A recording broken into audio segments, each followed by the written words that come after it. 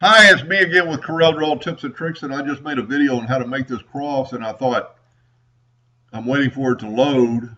I'm sitting here and I'm thinking, I'm going to add a little flair to it. So I add a little flair to it, and this is how I did it.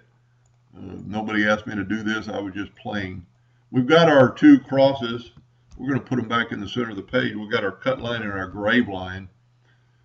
And what you do to do this is take your Smart Fill tool and fill in that joint.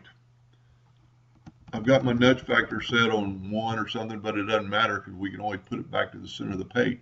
Then I'm going to left click, right click, and I've got a hairline vessel to hold my drawing. So let's just move this one out of the way, and I'm going to just take a 2-point line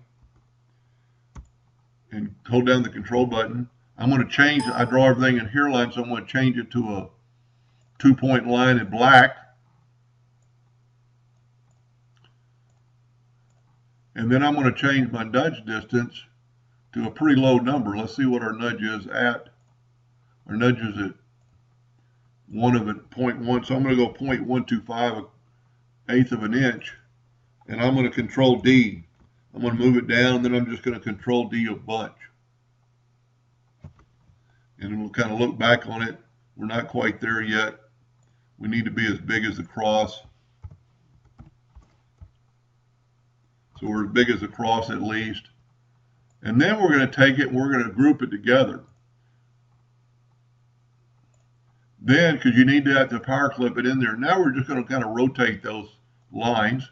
I'm going to take my cross and just make sure it would fit in there, and sure enough it does.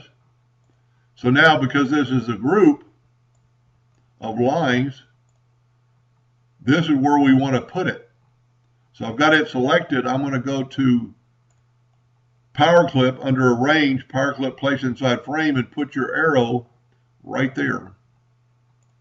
Now you can take that and left click, No Outline, and hit P and put it back in the center of the page, and put them all back in the center of the page, because you did change your nudge distance, but you could always move it back. So now you have a cross that'll cut out, and you've added a little, I'm not going to call it a bling because it's a religious cross, but a little extra flair.